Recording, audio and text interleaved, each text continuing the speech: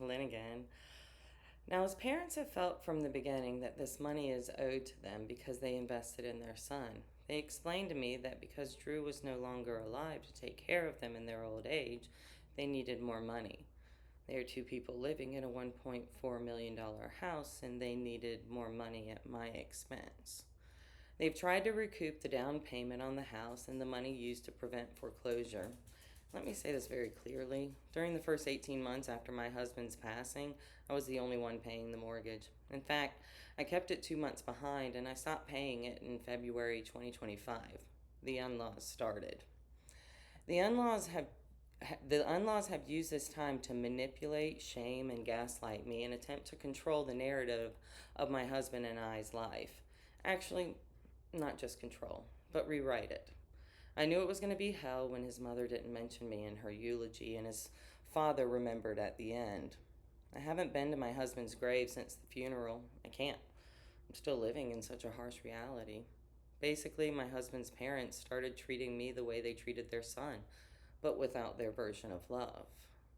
They wanted me out of the house in January 2024, even suggesting that I move in with my mom. They also said at the first attorney office that I should be happy with this outcome because I came to this with nothing. The constant disrespect has been throughout this entire process from them and even their attorney, always referring to my husband and I's home as Drew's house. Their attorney called me Mrs. M.S. Levine, Levene, in an email. Dude, one, I'm a widow. It's Mrs.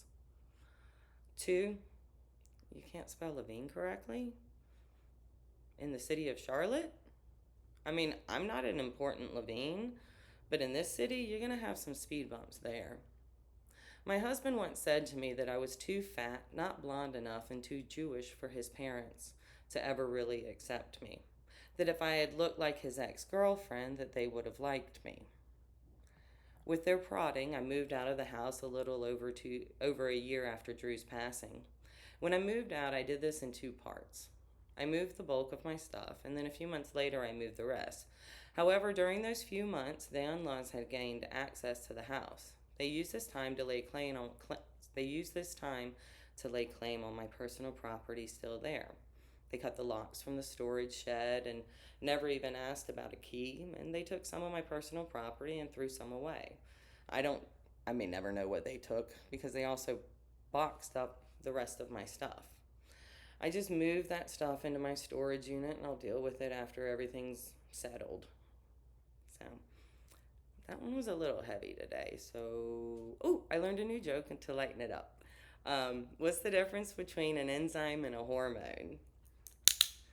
You can't hear an enzyme. Bye.